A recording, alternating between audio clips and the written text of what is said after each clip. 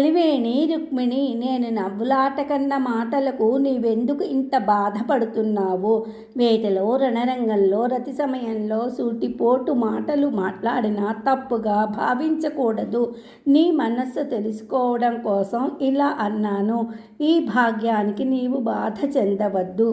అదీ కాక హరిణలోచన, పొలయలుక, మురిపెపు మాటలు, బెదరింపు చూపులు, తియ్యని కెమ్మోవి, ఎకసెక్కాలు, నెల్లవంక కనుబొమలు, విదిలింపులు, అదలింపులు, వలపుల గల చెలువలతో సమాగమం లభిస్తే జన్మ సఫలమైనట్లే కదా అని కృష్ణుడు మరలా ఇలా పలికాడు. దేవి, నీవు మహాపతివ్రతవు, సౌశీల్యవతివి. నా సేవ తప్ప నీకు బాల్యం నుండి అన్యచింత లేనే లేదు. ఇదంతా తెలిసి కూడా నేను నిన్నిలా బాధ పెట్టినందుకు నన్ను మన్నించు. నీ మాటలు నాకు శ్రవణానందాన్ని కలిగించాయి. నీవు కోరినవన్నీ నా అందే ఉన్నవి కనుక ఏకాంత సేవా చతురవైన నీకు అవన్నీ లభిస్తాయి. నీ పాతివ్రత్యము, నా మీది ప్రేమ స్పష్టమయ్యాయి. నా మాటల చేత నీ మనస్సు సంచలించకుండా నా మీది నీ అనురాగం ఇంకా దృఢమవుతుంది. కాబట్టి సమస్త భోగ భాగ్యాలతో నిండిన ఈ ద్వారకానగర దివ్య మందిరాలలో కేవలం ఒక గృహస్థులాగా నీపై బద్ధానురాగంతో ప్రవర్తిస్తాను. ఇదంతా నీ అదృష్టం. ఇంద్రియలోలురాలైన వికృత స్వరూపిణి అయిన స్త్రీ నన్ను పొందడం దుష్కరం. అంతేకాదు, మోక్షదాయకుడనైన నన్ను కామాతురులైన అల్పబుద్ధులు వ్రతాలతో, తపస్సుతో దాంపత్య జీవితం కోసం సేవిస్తుంటారు. ఆ భావం నా మాయ వలన విజృంభించిందే. అందువలన వారు భాగ్యహీనలై నరకాన్ని పొందుతారు. నీతో సమానమైన స్త్రీ ఈ లోకంలో లేదు. నీ వివాహ కాలంలో ఎందరినో గొప్ప గొప్ప రాజన్యులను తిరస్కరించావు. నేను నీ దానను, ఈ నా దేహం మీద అన్యులెవ్వరికీ అధికారం లేదు అంటూ బ్రాహ్మణుని నా చెంతకు పంపించావు. నేను నీ ఆహ్వానాన్ని మన్నించి వచ్చి నిన్ను వివాహమాడే సందర్భంలో నీ సోదరుణ్ణి వికారస్వరూపుణ్ణి కావించాను. అది చూచి కూడా నా వియోగాన్ని సహింపలేక ఊరుకున్నావు. ఇటువంటి నీ సద్గుణాలకు ఎంతో సంతోషించాను అని ఈ విధంగా పలికి దేవకీ తనయుడు మానవలోక ధర్మాన్ని అనుసరించి గృహస్థువలే తన గృహకృత్యాలను ఆచరిస్తున్నాడని శుకుడు తెలిపి పరీక్షిత్తుతో ఇంకా ఇలా అన్నాడు. శ్రీకృష్ణుడు ఇలా ఇంపుగా, ఊరడింపుగా, వినసంపుగా పలికాడు. ఆ వాగమృత ధారలకు రుక్మిణీదేవి ముఖారవిందం సంతోషంతో వికసించింది. అప్పుడు రుక్మిణి చిరునవ్వుతో నిండిన చూపులతో శ్రీకృష్ణుని వైపు చూచి చేతులు జోడించి ఖగవాహనుడైన ఆ జగన్మోహనుని, ఆ దేవదేవుని స్తుతించింది. దేవతాగణాల స్తోత్రాలకు పాత్రుడైన శ్రీకృష్ణుడు సంతోషంతో ప్రకాశించే ముఖం గలవాడే. చిగురువలే ఎర్రని హస్తములు, నల్లనైన కురులు, మృదు మధురములైన మాటలు గల రుక్మిణీదేవికి అనేక విధాలైన ఆభరణాలను, వస్త్రాలను బహూకరించాడు. కోరిన కోర్కెలు తీర్చాడు. ఈ ప్రకారంగా రుక్మిణిని సమ్మానించిన అనంతరం శ్రీకృష్ణుడు రుక్మిణీదేవి చెట్ల నీడల్లో, మల్లెల లతల సమూహాల్లో, విరజాజి పొదల్లో, శిలా వేదికలపై, కొలనుల అందమైన తీరాల్లో కలసి కేళి ఉద్యానవనాల్లో విలాసంగా విహరించడానికి అనుకూలమైన స్వచ్ఛమైన ప్రదేశాలలో సుఖలీలా విలాసాలతో ఎంతో సంతోషంతో ఆ రుక్మిణీదేవితో కలిసి జంటగా బలరాముని సోదరుడైన శ్రీకృష్ణుడు చరించాడు. రకరకాలైన మణులచే ప్రకాశించే రాజసౌధాల పైభాగాలలోనూ, నెమళ్ళు, కోకిలలు, ఊరపిచ్చుకలు, చిలుకలు ఉండే ప్రాంతాలలోనూ, చల్లని సరస్సులలోనూ, జలప్రవాహాలలోనూ, ధాతువులతో కూడిన సెలయేర్లలోనూ, కొండలలోనూ, క్రీడా గృహాలలోనూ ఉత్సాహంగా శ్రీకృష్ణుడును రుక్మిణియును మన్మథ క్రీడల్లో మునిగారు. ఆ తరువాత శ్రీకృష్ణుని వల్ల ఆమెకు 10 మంది కుమారులు కలిగారు. వారు ప్రద్యుమ్నుడు, చారుద్ధేష్ణుండు, చారుదేవుడు, శుద్ధేష్ణుండు, సుచారువు, చారుగుప్తుడు, భద్రచారువు, చారుభద్రుడు, విచారువు, చారువు. ఆ విధంగానే సత్యభామ, జాంబవతి, నాగ్నజితి, కాళింది, మాద్రి, మిత్రవింద, భద్రలకు వేరువేరు వేరువేరుగా 10 మంది కుమారులు కలిగారు. పుణ్యాత్ముడా, 16,000 భార్యల్లో ఒక్కొక్కరికి 10 మంది పుత్రులు శ్రీకృష్ణునకు కలిగారు. ఇలా వారికి పిల్ల చెరుకు ప్రసవించినట్లు పిల్లలు కలిగారు. పుత్రులతో మనుమలతో మునిమనుమలతో శ్రీకృష్ణుడు సంతోషంగా ఉన్నాడు. ఆ ప్రకారం యదు, వృష్ణి, భోజ, అంధక మున్నగునవి 101 వంశాలై మిక్కిలి అభివృద్ధి చెందాయి. ఆ రాజపుత్రులకు విద్య నేర్పడానికి ప్రావీణ్యం కలిగిన వారందరికీ 3,88,100 మంది విద్య నేర్పే గురువులున్నారంటే ఆ బాలుర సంఖ్య లెక్కించడానికి ఈశ్వరునికి బ్రహ్మకు శక్యం కాదు. శ్రీకృష్ణుని కుమారుడైన ప్రద్యుమ్నునికి రుక్మి కుమార్తె వల్ల అనిరుద్ధుడనే కుమారుడు కలిగాడని చెప్పగా పరీక్షిన్ మహారాజు సుఖమహర్షిని ఈ విధంగా అడిగాడు. కృష్ణునిచే అవమానం పొంది అతన్ని జయించాలని అనుకుంటున్న రుక్మి శత్రుకుమారుడగు అనిరుద్ధునితో తన కుమార్తె వివాహం ఏ విధంగా చేశాడు? యో సుఖముని, ఈ విషయం నాకు తెలిసేటట్లు విశదంగా చెప్పు. సుఖమహర్షి పరీక్షిన్ మహారాజునికి ఇలా చెప్పాడు. ఓ రాజా, నీవు అన్నట్లుగానే రుక్మిణీ వివాహ సందర్భంలో కృష్ణునిచే పొందిన అవమానానికి రుక్మి బాధపడుతూ తన పగను తీర్చుకునే ప్రయత్నంలో ఉన్నాడు. కానీ అవి ఏమీయో ఫలింపలేదు సరికదా. తన సోదరియందలి ప్రేమతో తన కుమార్తె రుక్మవతిని కృష్ణుని కొడుకు ప్రద్యుమ్నునికి ఇవ్వడానికి పూనుకున్నాడు. స్వయంవరానికి రాజకుమారులను అందరినీ ఆహ్వానించాడు. ఆ వార్త విని కృష్ణుని కుమారుడగు ప్రద్యుమ్నుడు వచ్చాడు. ఉత్తమ మణిభూషణాలతో ప్రకాశిస్తూ రమణీయ రథమెక్కి రాజకుమార్తె స్వయంవరానికి వచ్చిన రాజకుమారులున్న రుక్మి నగరానికి ప్రద్యుమ్నుడు చేరాడు.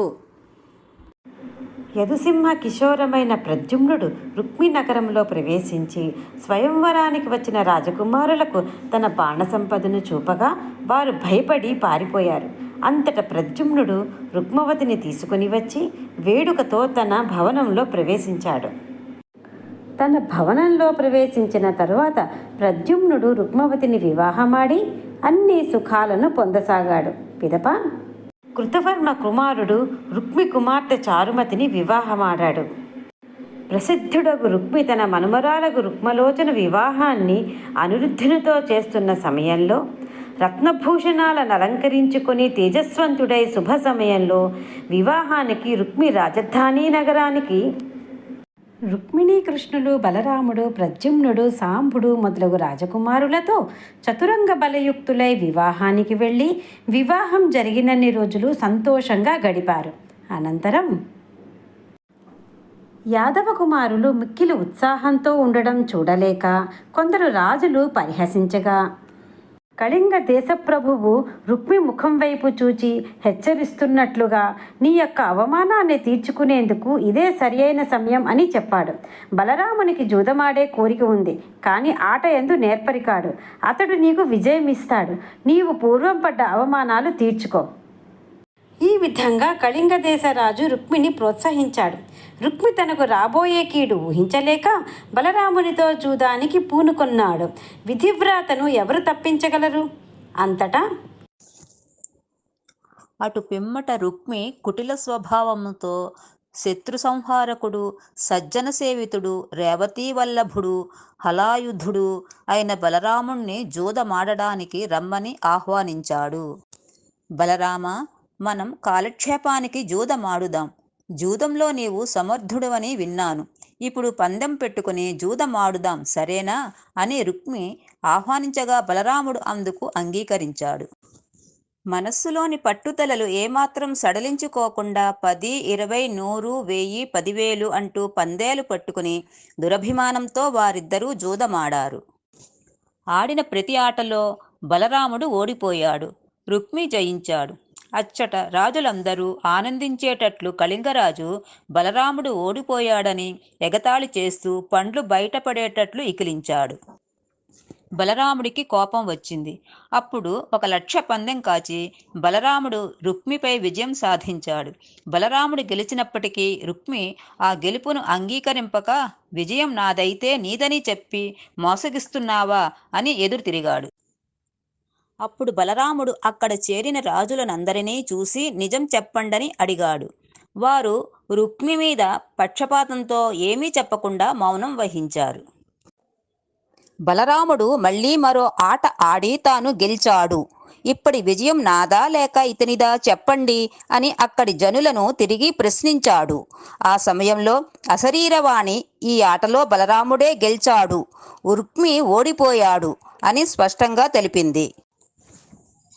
ఆ మాటలు విని అక్కడి జనులంతా ఆనందించారు. కానీ దుష్ట స్వభావులైన కొందరు రాజులు ప్రేరేపించగా రుక్మి పూర్వం జరిగిన పరాభవాన్ని జ్ఞప్తికి తెచ్చుకుని బలాబలాలు తెలుసుకోలేక విధివశాన బలరాముని చూచి ఈ ఆట కూడా నేనే గెలిచాను, వ్యర్థ ప్రలాపాలతో నేనే గెలిచానని చెప్పుకుంటున్నావు. జూదంలో ప్రావీణ్యం కల రాకుమారులతో పశుల కాపరులు జూదమాడి గెలువగలరా అని అహంకారంతో అవహేళనగా నవ్వుతూ అన్నాడు. ఈ పలుకులు బలరాముని చెవులకు ములుకులయ్యాయి. అప్పుడు ఆయన కోపంతో పండ్లు పటపటా కొరుకుతూ, తోకత్రొక్కిన త్రాచులాగా బుసలు కొడుతూ, కర్ర దెబ్బ తగిలిన పెద్ద పులివలే గాండ్రించి తన బాహుదండం చాచి ఒక ఇనుప గుదియను గ్రహించి రుక్మిణి అతని పక్షం వారైన రాజలోకాన్ని చావచితగబాదాడు. ఇంతకుముందు తనను చూసి పండ్లికిలించి నవ్విన కళింగుణ్ణి తలపట్టుకుని క్రింద పడత్రోసి ఎడమ చేతితో నోటిమీద గుద్ది పండ్లుడగొట్టాడు. బలభద్రుడు అంతటితో ఊరుకోక రుక్మిణి పట్టుకుని పండ్ల రాలగట్టి రాజులంతా భయపడేటట్లు వాడిని యమలోకానికి పంపించాడు. ఈ విధంగా యదుసింహమైన ఆ బలరాముడు భయంకరమైన పరాక్రమంతో ప్రకాశించాడు. ఆ విధంగా యాదవసింహమైన బలరాముడు అసామాన్య పరాక్రమంతో విజృంభించాడు. శ్రీకృష్ణునకు తన బావమర్ది రుక్మి హతుడైన విషయం తెలిసినా కూడా భార్య రుక్మిణి సోదరుడు బలరాముడు ఏమి అనుకుంటారో అని తన అభిప్రాయం ప్రకటించలేదు. రుక్మి బలరామునిచే చంపబడిన తర్వాత వారు విదర్భానగరం నుండి బయలుదేరి యాదవ వీరులు ఎంతో ప్రేమ ఉప్పొంగే హృదయంతో ఆదరంతో వధూవరులను రథంలో కూర్చుండబెట్టి బలరాముని, శ్రీకృష్ణుని, రుక్మిణీదేవిని సేవించి శుభకరాలైన వాద్యాల శబ్దం పెద్దపెట్టున వ్యాపించగా మదించిన ఏనుగులతో, గుర్రాలతో, ఉత్తములైన సైనికులతో వెళ్ళి నారింజ, లవంగా, మాది ఫలవృక్షాలలో స్వేచ్ఛగా సంచరిస్తున్నవై మదించిన 9 ఝంకార నాదాలతో నిరంతరము పుణ్యనదులతో కూడి స్వచ్ఛత నొందిన కుశస్థలీ నగరాన్ని చూచారు. ఈ విధంగా కుశస్థలీ నగరంలోని ఉద్యానవన సమీపానికి వెళ్ళి ఆ ఉద్యానవనంలో చందన, మందార, కుంద, చూత వృక్షాసల నీడలలో బలరామకృష్ణులు మొదలగు వారు విడిది చేశారు. తరువాత నగర ప్రవేశం చేసినారని సుఖమహర్షి పరీక్షితునకు చెప్పాడు. పాపరహితుడమైన పరీక్షిన్ మహారాజా, బలికి 100 మంది కుమారులు, అందులో మిక్కిలి తీక్షణమైనవాడు, దీర్ఘ యశస్సు పొందినవాడు, శివుణ్ణి పూజించినవాడు, శత్రువులనే చీకటికి సూర్యుడు, 1000 చేతులను కలిగినవాడు, బలికి ప్రథమ సంతానమైనవాడు బాణుడు. తన పరాక్రమం చేత దేవతలను జయించిన బాణుడు కైలాసానికి వెళ్ళి భక్తివసుడు, ప్రమదగణాలతో కూడినవాడు, మన్మధుణ్ణి జయించినవాడు, తాండవనాట్యంలో నిపుణుడైనవాడు, భక్తరక్షకుడు అయిన శివుణ్ణి చూచాడు. పరమేశ్వరునిగాంచి అధికమైన భక్తిభావంతో శంకరుడు నాట్యం చేసే సమయంలో సాష్టాంగ నమస్కారం కావించాడు. తన బాహుబలం కొద్దీ డమరుకం వాయించి ఆ త్రిలోక శరణ్యుడైన పరమేశ్వరుని మెప్పించి ఆనంద పరవశుడైన ఆ దేవుని ముఖపద్మం వైపు దృష్టి పరపి ఇలా స్తుతించాడు. శంకర, భక్తవశంకర, నీవు మదోన్మత్తులైన రాక్షసులను నశింపచేయగల వాడవు, ధవళాంగుడవు, సర్పభూషణుడవు, పార్వతీ ప్రాణవల్లభుడవు, యోగిజనుల హృదయ పంకజాలకు సూర్యుని వంటి వాడవు, తాండవ ప్రియుడవు, భక్త పరిపాలకుడవు అని స్తుతించి ఇంకా ఇలా అన్నాడు. ఓ దేవా, నా కోరిక విన్నవిస్తాను, విను. నీవు పార్వతీ సహితంగా నా కోటవాకిటికి రక్షకుడవై ఉండి నన్ను రక్షించు. మదనాంతక, నా మనోవాంఛ ఇదే, నీ పాదపద్మాలను ఆశ్రయించిన నన్ను దయచూడు. బాణాసురుడు ఇలా ప్రార్థించగా భక్తవత్సలుడైన పరమేశ్వరుడు పార్వతీ సమేతుడై బాణుని పట్టణమైన శోణపురం చేరాడు. భూతగణాలతో వేయించేసి శంకరుడు కోటద్వారం చెంత కాపలా ఉన్నాడు. ఒకనాడు బాణాసురుడు అహంకారంతో భుజాలు పొంగగా సూర్యకాంతిని ధిక్కరించే మణికిరీటం త్రిపుర సంహరుడైన హరుని పాదపద్మాలకు సోకేటట్లు నమస్కరించి ఇలా స్తుతించాడు. ఓ దేవా, నీవు జగన్నాథుడవు, దేవేంద్ర వందితుడవు, పరిశుద్ధ చరిత్రుడవు, పరమ పవిత్రుడవు, హాలాహల భక్షుడవు, నాగభూషణుడవు, చంద్రశేఖరుడవు, భక్త సంరక్షకుడవు, సర్వలోకేశ్వరుడవు, పార్వతీపతివి, కైలాసవాసివి, గజచర్మధారివి, రాక్షసాంతకుడవు, త్రిశూలధారివి, భక్తజనుల ముంగిటిలోని పారిజాతానివి, అట్టి నిన్నెవరు స్తుతింపగలరు? ఇలా స్తుతించే బాణుడు ఈ విధంగా అన్నాడు: ఓ పార్వతీపతి, యుద్ధంలో నన్నెదిరించి తన బాహుబలాన్ని ప్రదర్శింపజాలిన వీరాధివీరుడొకడైనా ఈ భూమండలంలో కనిపించడం లేదు. నీవు ప్రసాదించిన నా 1000 చేతులు రణకండూతి కలిగి ఉన్నాయి. ఈ కండూతిని ఎలా తీర్చుకోవాలి? దిక్కులు దద్దరిల్లే విధంగా హుంకారం చేస్తూ ధనుష్టంకారం చేసేది, చేతుల కదలిక వల్ల కలిగే కంకణాల క్రీంకారం గలది, భయంకరమైన భుజదండంలో ప్రకాశించే శ్రేష్టమైన ఖడ్గం చేత శత్రురాజుల సమూహాల శిరస్సులను ఖండించేది, శరీరాల నుండి భయంకరంగా రక్తధారలు చిమ్మే విధంగా శూలపు పోట్లు పొడిచేది, మదపుటేనుగుల కుంభస్థలాలను బ్రద్దలు చేసే వీర విజృంభణం గలది అయిన భీకర సంగ్రామంలో పరాక్రమాన్ని ప్రదర్శించలేని వట్టి చేతుల వలన ఉపయోగమేమున్నది? ఆ కరాలు నా వంటి వీరులకు దుఃఖకరాలే గాని సంతోషకరాలు కావు కదా స్వామి. ఓ పరమేశ్వర, నా శౌర్య పరాక్రమ క్రీడ ఎదిరించడానికి నీవు తక్క నాకు సమానమైన బలం కలవాడు ఈ విశాల భూమండలంలో ఎక్కడా లేడని చెప్పిన బాణుని మూర్ఖత్వానికి శివుడు అసహ్యించుకొని తనలో కోప సముద్రం ఉప్పొంగుతుండగా వానితో ఇలా అన్నాడు: మందబుద్ధివైన బాణాసురా, ఎప్పుడు నీ తేరి జెండా అకారణంగా భూమి మీద పడుతుందో అప్పుడు నీ చేతులు తెగునట్లుగా నా అంతవానితో నీకు యుద్ధం కలుగుతుంది. శివుడి మాటలు విన్న బాణుడు కోరిక నెరవేరినవాడై తన భుజ వినాశానికి కావలసిన పనిలో నిమగ్నుడై చాలా సంతృప్తిని పొంది తన భవనానికి వెళ్లి భార్యల మనస్సుల్లో ప్రేమను చిగురింపజేస్తూ హాయిగా వాళ్లతో కాలం గడుపుతూ ఏ సమయంలో తన రథకేతనం కూలుతుందో అని వేచి ఉన్నాడు. ఆ పిదప బాణుని కుమార్తె ఉషాకుమారి తన భవనం పైభాగంలో నిద్రించింది.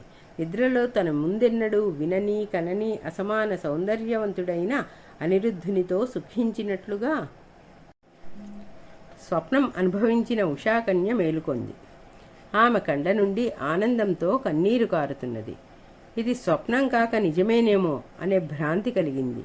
కలలో కనిపించిన వాని ఆకారం ముఖంపై కదులుతున్నట్లయింది. గాలిలో ఆ రూపాన్ని కౌగిట్లో గట్టిగా బంధించుకుంటూ మరియును రసవంతాలు సౌమ్యాలు అయిన సంభాషణలు, పైటను జుట్టును లాగడం, చెక్కిళ్ళని నుదుటిని వడ్డాణాన్ని చేతుల్ని ఎదని చంకల్ని పొదివి పట్టుకోవడం, ఇలాంటివన్నీ మన్మథుడు అచ్చు గుద్దినట్లుగా ఉషాకన్య మనస్సుకు గట్టిగా తగిలాయి.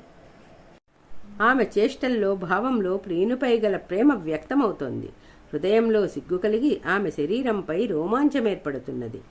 ఆమె మనస్సు మదనాగ్నిచే తప్పింపబడడానికి చిహ్నంగా ఆమె వక్షస్థలంపై ఉన్న ముత్యాలహారాలు కందిపోతున్నవి. ఆమె మనస్సు ప్రియునిపై లగ్నం కావడంతో మారు మాటలాడలేకపోతున్నది. ఆమె మనసులో సిగ్గు, వలపు, భయం కలిగాయి. ఆమె మంచుక్రమ్మిన పద్మం వలె ఉంది. తొలివలపు భారంచే సంప్రదాయానుసారంగా ధరించవలసిన మేలుముసుగు కూడా ధరించలేకపోయింది. ఉష విరహబాధను పొందుతున్నప్పుడు ఆమె చెలికత్తెలు ఆమెను సమీపించారు. అప్పుడు ఉష తన మనస్సులోని వికారాన్ని వారికి తెలియకుండా మరుగుపరుస్తూ అప్పుడు మాటి మాటికి వచ్చే నిట్టూర్పుల్ని పుక్కిట్లోనే అణుచుకొని నిలిపేసింది. ఎదపై వ్యాపించిన సన్నని చెమట బిందువుల్ని మెల్లగా తుడిచింది. కన్నీటి ముంపును రెప్పల చాటున దాచింది. నక్షత్రాలను చూద్దాం రండని పిలిచి ముఖం ఆకాశం మీదకి ఎత్తి తన నాయకునిపై నుండే ప్రేమను దాచింది. ఉష ఈ పద్ధతిలో ప్రవర్తిస్తుండే సమయంలో ఉషకు క్రమంగా బాధ అధికమయ్యింది. కన్నీటి ప్రవాహంతో వక్షోజాలు తడుస్తున్నాయి.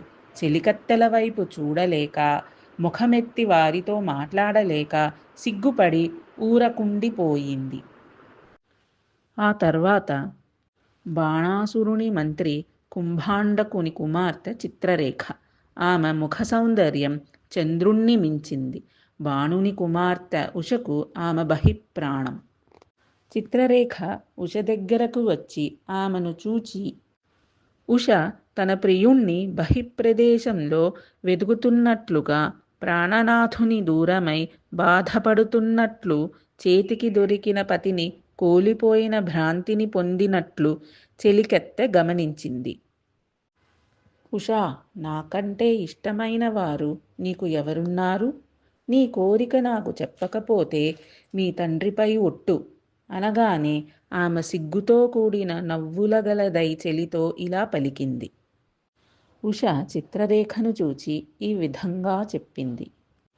ఓ స్నేహితురారా, నా స్వప్నంలో పద్మనేత్రుండు ముత్యాల హారాలు, రత్నకుండలాలు, చేతి కడియాలు, ఉంగరాలు, అందెలు ధరించినవాడు, బంగారు వర్ణం దుస్తులు ధరించినవాడు, కోమల శరీరం కలవాడు, నీలదేహుండు, ఎత్తైన వక్షస్థలం కలిగి నవమన్మధుడిగా ఉన్నవాడు కనిపించాడు.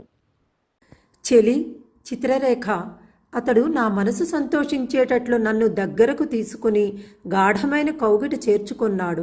అధరామృతాన్ని ఇచ్చాడు. మన్మథ క్రీడలో తేల్చి మృదువైన మాటలు చెప్పి దుఃఖ సముద్రంలోకి త్రోసి వెళ్ళిపోయాడు. ఉష మనస్సు మన్మథవశమై కూడి విరహవేదన కలత పెట్టగా ఆమె కన్నీరు మున్నీరుగా వగచి వివర్ణమైన చెందిన ముఖం వంచుకొని మిన్నకుండిపోయింది. ఆమె బాధను చూచి బాగా ఆలోచించిన చిత్రరేఖ ఇలా అంది. ఉషా, నీవు విచారించడం ఎందుకు?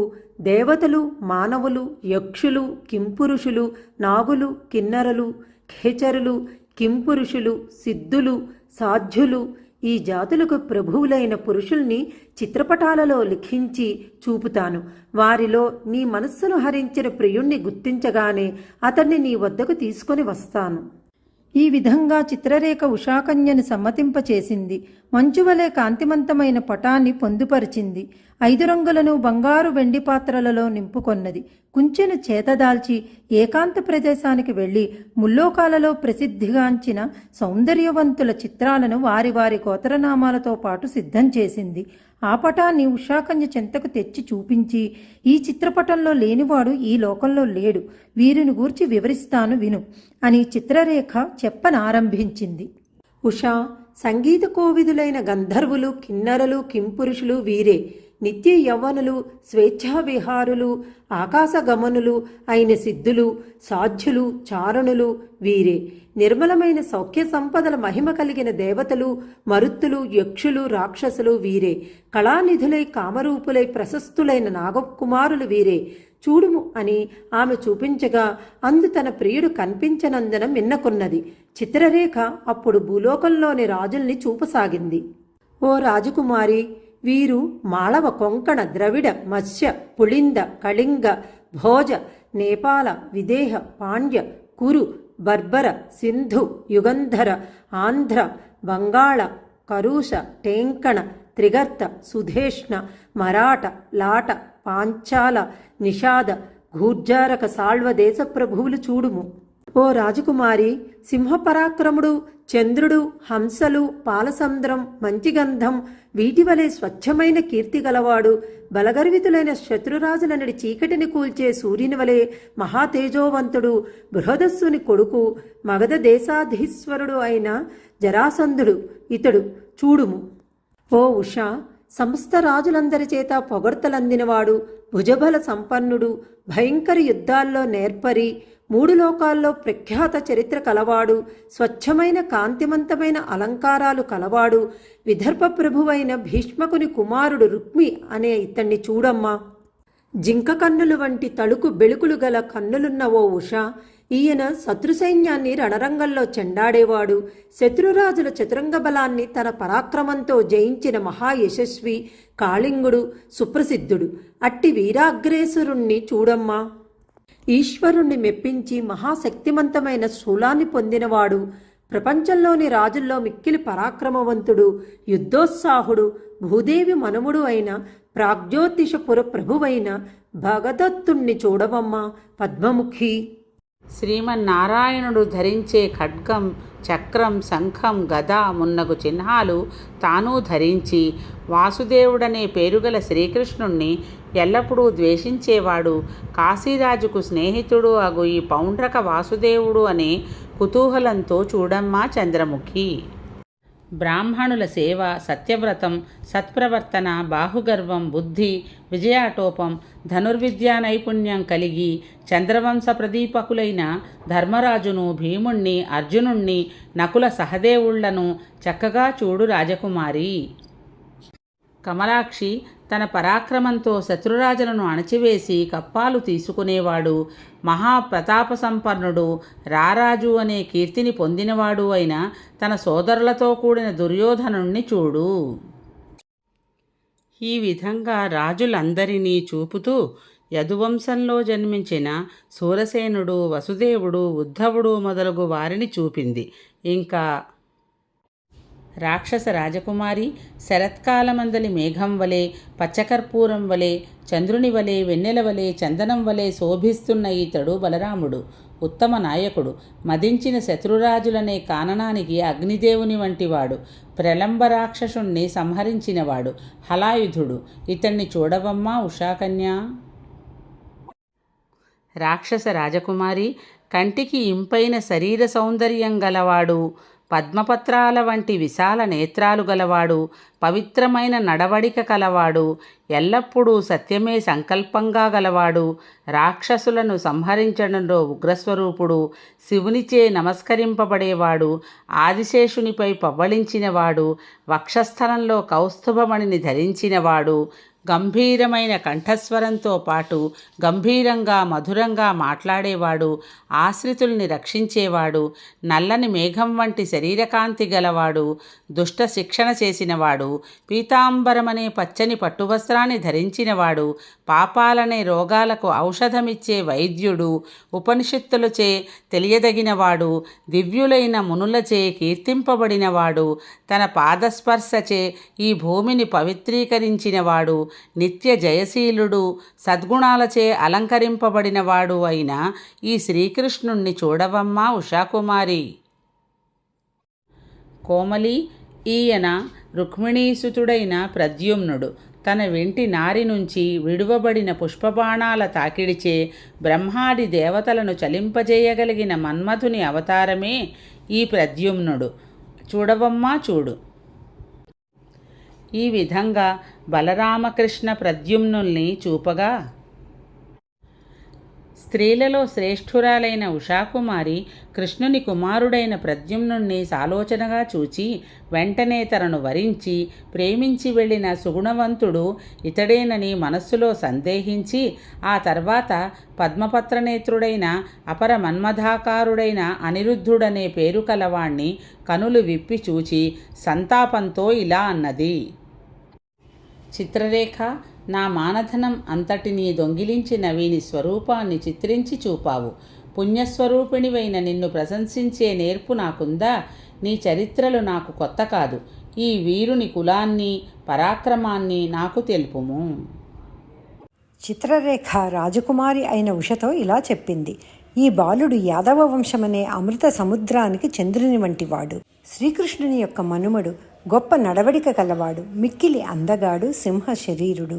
ఈయన పేరు అనిరుద్ధుడు అని చెప్పి, నేను మిక్కిలి వేగంతో వెళ్ళి ఆ కుమారుణ్ణి తీసుకుని వస్తాను. అందాక నీవు విచారించకుండా ఉండుము అని పలికి ఆ క్షణమే ఆకాశగమనంలో వెళ్ళి ఎల్లప్పుడూ శుభాలతో నిండినది, తనను చూచినంతనే సంసార దుఃఖాల్ని తొలగించేది, ముక్తి సాధనమైనది, పుణ్య తేజస్సును కలిగించేది అయిన శ్రీకృష్ణుని ద్వారకా నగరాన్ని చిత్రరేఖ కళ్ళారా చూచింది. ద్వారకా నగరాన్ని చూచి దాని సుందరత్వానికి చాలా సంతోషించింది.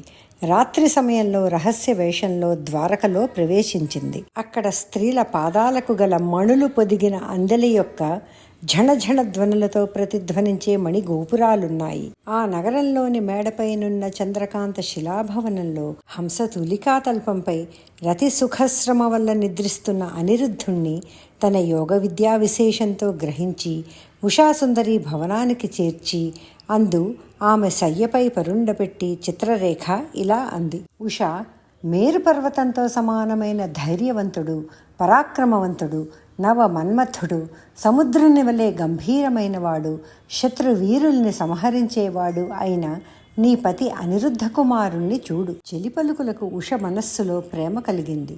శరీరంలో పులకాంకురాలు కలిగాయి. సంతోషం వల్ల కళ్ళ నుండి నీరు కారసాగింది.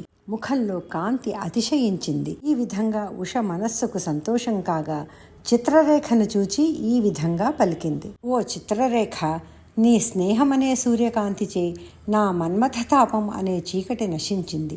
నీ సఖిత్వం అనే ఓడను ఆధారం చేసుకుని మిక్కిలి ఎడబాటు అనే సముద్రాన్ని దాటాను. నీ సంబంధం అనే అమృత వర్షం చేతనే మన్మథ తాపాన్ని ఆర్పినాను. నీ స్నేహమనే అంజనం వల్ల నా ప్రియుడు అనే నిధిని కనుగొన్నాను. ఆకారాన్ని చూచిన వెంటనే చిత్రాన్ని చిత్రింపగలవారు కానీ, అవునని అంగీకరించిన వెంటనే తీసుకుని వచ్చేవారు కానీ ఎవరైనా ఉందురా? నీటిలో దారిని ఏర్పరచడం నీకు తప్ప ఆ స్వర్గ మర్త్య పాతాళ లోకాలలో ఎవరికైనా సాధ్యమవుతుందా అని చిత్రరేఖను ప్రశంసించి ఆమెను ఆమె భవనానికి వెళ్ళవలసిందిగా చెప్పి పంపింది. తరువాత ఇతరులెవ్వరూ ప్రవేశింపలేని భవనంలో అనిరుద్ధుడు మేల్కొని ఉషను చూచాడు. అప్పుడు అందమైన సుకుమారమైన తల్పంబుపై బిగి కౌగిలింతలు, సరసపు మాటలు, భావాలు, కళలు, వీటి ఎందలి నేర్పు తగినట్లుగా మదన కళాతంత్రజ్ఞుడైన అనిరుద్ధుడు ఉషాకన్యతో శృంగార లీలా విలాసాలను అనుభవించాడు. ఈ విధంగా మనస్సును హరించే ఆభరణాలు, పూలదండలు, మైపూతలు, షడ్రసోపేత భోజనాలు, కర్పూర తాంబూలాలు, ఆటలు, పాటలు, అగరు ధూపాలు, మణిదీపాలు, వీణావాదనలు మున్నగు వానితో సూర్యోదయాస్తమానాలు తెలియనంతగా ఒక్కటై కాలం హాయిగా గడిపారు. ఈ విధంగా కాలం మిక్కిలి వేగంగా గడుస్తుండగా ఉషాకన్యకు గర్భం ఏర్పడి చిహ్నాలు స్పష్టంగా కనిపించాయి. రాణివాసపు కావలివారు ఉషాబాలలో కనిపించే గర్భచిహ్నాలు చూశారు, భయపడ్డారు. ఈ రాజకుమార్తెకు గర్భం ఏ విధంగా కలిగింది అనుకుంటూ బాధపడ్డారు. ఏ విధంగా జరిగిందో అని తమలో తాము గుసలాడుకుంటూ ఈ విషయాన్ని తప్పక ప్రభువగు బాణాసురునికి చెప్పాలి అనుకుని అతని వద్దకు పోయి సవినయంగా నమస్కరించి, రాక్షస ప్రభువైన బాణునితో కావలి కాచే భటులు, ప్రభు, మేము కన్యాంతఃపురాన్ని ఎంతో రహస్యంగా జాగ్రత్తగా కనిపెట్టి పరిశీలిస్తూ ఉంటాము. సురారి అందు పోతుటీగలకైనను ప్రవేశించడం కష్టం కాగా ఇక కొత్త మగవారి విషయం చెప్పటానికి వీలు లేదు. జాగ్రత్తగా కాపలా కాస్తున్నా ఏ కనుకట్టో కానీ మాకెవ్వరికీ తెలియకుండా మీ కుమార్తె గర్భవతి అయింది అనే మాటలు విన్న బాణుడు కోపోద్రిక్తుడై, ఆ సమయంలో రాక్షస శ్రేష్ఠుడైన బాణాసురుడు కోపంతో భయంకరుడై చెక్కిళ్ళు అదురుతుండగా, కనుబొమ్మలు ముడివడుచుండగా, కండ్ల నుండి నిప్పు రవ్వలు రగులుతుండగా, జూలులాగిన సింహం వలె దాటుతూ ఖడ్గాన్ని ధరించి ఉషభవనంలోకి మహావేశంతో ప్రవేశించి శుభలక్షణాలతో కూడినవాడు, మన్మథ కుమారుడు, మాన్యుడు, ఆజానుబాహుడు, చెవులకు మకర కుండలాలు కలవాడు, కాంతిమంతుడు, సత్కీర్తిమంతుడు, పీతాంబరాలు ధరించినవాడును, కస్తూరి లేపనం కలవాడు, చంద్రుని వలె కాంతిమంతుడు, హారాలతో శోభిల్లేవాడు, కమలాల వంటి కన్నులు కలవాడు, ఎదుకుల తిలకుడు, తుమ్మెదల వంటి నల్లని ముంగురులు కలవాడు, నవమన్మధుడు, ప్రతాపోజ్వలుడు, పాచికలాటలో కుశలుడు, సద్గుణ సంపన్నుడు, మన్మథ మంత్రసిద్ధుడు, పరిశుద్ధుడు, లోకప్రసిద్ధుడు, తన సౌందర్యంతో స్త్రీలను అడ్డగించేవాడు అయిన అనిరుద్ధుణ్ణి బాణుడు చూశాడు. రాక్షసరాజైన బాణునికి కోపం అధికమై, ఈ నరాధముణ్ణి బంధించండి, పట్టుకోండి, కొట్టండి అని ఆజ్ఞాపించగా, ఆ రాక్షస భటులు సాటిలేని ఆయుధాల కాంతులు సూర్య తేజస్సును మాసిపోయేట్టు చేస్తుండగా అనిరుద్ధుణ్ణి బంధించడానికి దగ్గరికి వచ్చారు. అప్పుడు అనిరుద్ధుడు శక్తి, బలం, ప్రావీణ్యం, దర్పం కలిగి అనిరుద్ధుడు ప్రళయకాల రుద్రుని వలె విజృంభించి ఇనుపగుదియను పట్టుకొని మహోగ్రతతో భయంకరుడై రాక్షసులను ఎదిర్చి తన ధైర్య సాహసాలను ప్రదర్శించాడు. అనిరుద్ధుని యుద్ధ కౌశలానికి దానవ సైనికుల పాదాలు, చేతులు, తలలు, మోకాళ్ళు, పండ్లు, చెవులు, మెడలు, తొడలు, వీపులు, మూపులు చిన్న చిన్న ముక్కలుగా భూమి నిండా చిందరవందరగా పడ్డాయి. అనిరుద్ధునితో యుద్ధం చేయలేక రాక్షస సైనికులు రణరంగం నుండి దిక్కుతోచక పారిపోయారు. ఈ విధంగా దానవ సైన్యం చేవచచ్చి బాధతో భయంతో బెదరి చెదరి వచ్చి బాణాసురుణ్ణి మరుగుచొచ్చింది. బాణాసురుడు శౌర్య క్రోధాలతో అనిరుద్ధునిపై దూకి భీకర యుద్ధం చేశాడు. బాణుడు యుద్ధంలో విజృంభించి యుద్ధానికి సిద్ధపడ్డ అందగాడైన అనిరుద్ధుణ్ణి తన బాణాల చేత కొట్టి నాగపాశంతో బంధించాడు.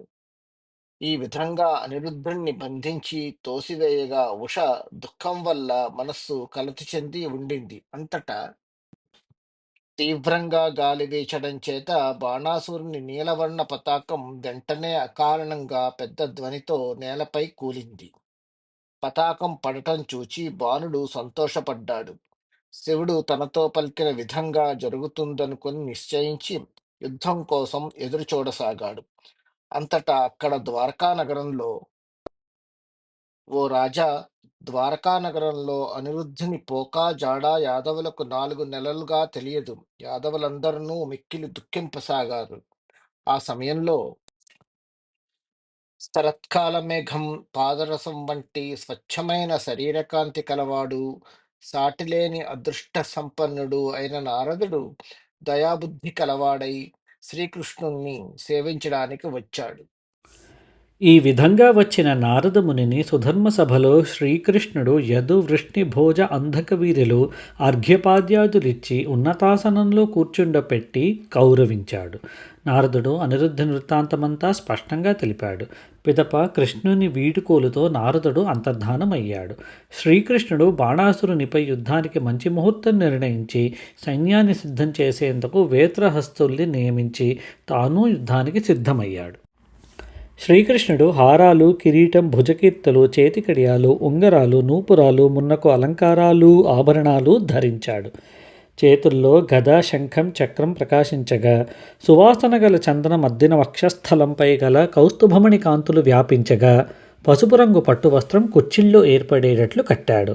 సారథి దారకుడు రథాన్ని సిద్ధం చేసుకొని రాగా తూర్పు కొండపై సూర్యుడు ఎక్కినట్లు సంతోషాతిశయంతో ఆ రథాన్ని ఎక్కాడు. శ్రీకృష్ణుడు రథం ఎక్కగానే బ్రాహ్మణులు ఆశీర్వదించారు. ముత్తైదువలు అక్షతలు చెల్లారు. వంది మాగధులు కైవారాలు చేశారు. స్తోత్రపాఠకులు చేసే ప్రశంసలకు కృష్ణుడు ఆనందించాడు. బలరాముడు, సాత్యకి, ప్రద్యుమ్నుడు మొదలైన ప్రముఖ యదు వృష్ణి భోజ అంధక వీరులు శత్రుబల నిర్మూలనకై చతురంగ బల సమేతులై 12 అక్షౌహిణులతో పూర్వం ఆకాశగంగా భగీరథుని వెంట వెళ్ళిన విధంగా కృష్ణుని వెంట నడిచారు. కొన్ని దినాల తరువాత యాదవ వీరులు శోణనగరం హద్దులు దాటి ఆ నగరాన్ని చేరారు. అంతటా యాదవ సైన్యం శోణపుర ప్రాంతానికి చేరి నదులను, సరస్సులను, విహారస్థలాలను, ఉద్యానవనాలను, యజ్ఞస్థలాలను నాశనం చేశారు. అనేకమైన ఆగడ్తలను పూడ్చారు. యంత్రాలను పాడు చేశారు. గోపురాలను పడగొట్టారు. రాజభవనాల్ని కూలద్రోశారు. ప్రాకారాలను నేలకూల్చారు. అమితోత్సాహంతో తలపులను బ్రద్దలు కొట్టారు. యాదవ వీరులు శోణపురాన్ని అనేక విధాలుగా నిరోధించారు. రాక్షసరాజగు బాణుడు కోపోగ్రమూర్తి అయి సైన్య సంసిద్ధతకై యుద్ధభేరి మ్రోగించగా భూమి కుమ్మరి సారెవలి తిరిగింది. ఆదివరాహస్వామి యొక్క గిట్టల తాకిడికి కలత చెందిన నదీనదాల్లాగా సముద్రాలు క్రిందు మీదుగా లేచే అలలతో పొర్లాయి. శివుని చేతిలోని శూలం దెబ్బలకు రాలే పిడుగుల వలె నక్షత్రాలు నేలరాలాయి. భయంకరమైన గాలికి ఎగిరిన బూరుగు దూది విధంగా మేఘాలు చెల్లాచెదరయ్యాయి. పర్వతాలు కంపించాయి. స్వర్గం క్షోభించింది. దేవతల గుండెలు కలతపడ్డాయి. దిక్కులు చలించాయి. విమానాలు దారి తప్పాయి. సూర్యచంద్రులు మార్గం తప్పారు.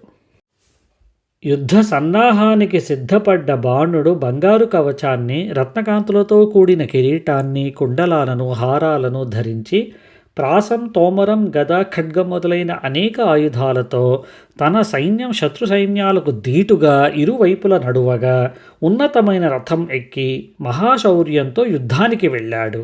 ఆ సమయంలో భక్తుల పట్ల ప్రేమ కలవాడు, కోరికల్ని తీర్చేవాడు అయిన శివుడు బాణుణ్ణి తన కుమారుల కంటే అధికంగా చూస్తాడు. కనుక తాను బాణుని పక్షంలో యుద్ధం చేయడానికి కుమారస్వామి ప్రమథగణాలు వెంటరాగా శూలం ధరించిన వాడై నందీశ్వరుని కాలిగిట్టల తాకిడికి రేగిన దుమ్ము సూర్యుణ్ణి కమ్మివేసింది. తోకను కదపగా ఏర్పడిన గాలికి మేఘాలు చెదరాయి. కొమ్ముల విసురుకు బ్రహ్మాండమనే పాత్ర మూత పగిలింది. నందీశ్వరుని రంకెలకు ఆకాశం బ్రద్దలయ్యింది. మెడలో వేలాడే బంగారు గంటల ధ్వనికి దిక్కులు కలత చెందాయి. నడిచి వస్తున్న వెండికొండ అన్నట్లు నందీశ్వరుణ్ణి శివుడు అధిరోహించి యుద్ధానికి బయలుదేరాడు. పరమేశ్వరుడు సమరసన్నాహ సముల్లాసంతో వెళ్ళి ఎదుటివారి సైన్యాన్ని ఎదుర్కొన్నాడు. అప్పుడు ద్వంద్వయుద్ధం జరిగింది. ఆ పురాతన వీరుల యుద్ధాన్ని చూడడానికి బ్రహ్మ, ఇంద్రుడు, దేవతలు మొదలైన వారు వచ్చారు. శ్రీకృష్ణుడు, శివుడు, ప్రద్యుమ్నుడు, కుమారస్వామి, కూపకర్ణుడు, కుంభాండులతో, బలరాముడు, బలుడు, సాంబుడు, రథికులతోనూ, అశ్వికులతోనూ, గజారోహకులతోనూ, పదాతిదళంతోనూ యుద్ధం చేశారు. సింహధ్వనులతో, హుంకరింపులతో, వింటినారి ధ్వనులతో, ఏనుగుల ఘీంకారాలతోనూ, గుర్రపు సకిలింపులతో, తప్పెటల బాకాల భేరీ శబ్దాలతో, మద్దెళ్ల ఢక్కాల శంఖాల ధ్వనులతో బ్రహ్మాండం బద్దలైనట్లు అయ్యింది. శ్రీకృష్ణుడు సింహనాదం చేసి తన యుద్ధ నైపుణ్యంతో బాణప్రయోగంతో శివుడు మొదలైన యోధుల్ని బాధించాడు. శత్రు సైనికులు భయంతో కలత చెంది పారిపోయేటట్లు చేశాడు. కృష్ణుని విజృంభణం చూడలేక పరమేశ్వరుడు నిప్పులు కక్కే బాణాలు వేశాడు. కృష్ణుడు వాటిని ప్రతిబాణాలతో పొడిపొడిగా చేశాడు. ఇంకా శివుడు బ్రహ్మాస్త్రాన్ని ప్రయోగించాడు. శ్రీకృష్ణుడు అదే బ్రహ్మాస్త్రంతో దాన్ని తేలికగా తిప్పికొట్టాడు. ఆ ప్రయోగాన్ని చూచి ఇంద్రాది దేవతలు ఆశ్చర్యపడి కృష్ణుని పొగడగా, ఇంకా శివుడు పాశుపతాస్త్రం వేశాడు. శ్రీకృష్ణుడు నారాయణాస్త్రం సంధించి ఆ అస్త్రాన్ని మరల్చాడు. ఈ విధంగా శివుని అస్త్రాలు అన్నింటినీ కృష్ణుడు నిర్వీర్యం చేస్తుండగా కలత చెంది నిరుత్సాహుడై ఉండే శివునిపై జయశాలి అయిన కృష్ణుడు సమ్మోహనాస్త్రాన్ని ప్రయోగించాడు. అలా వేయగా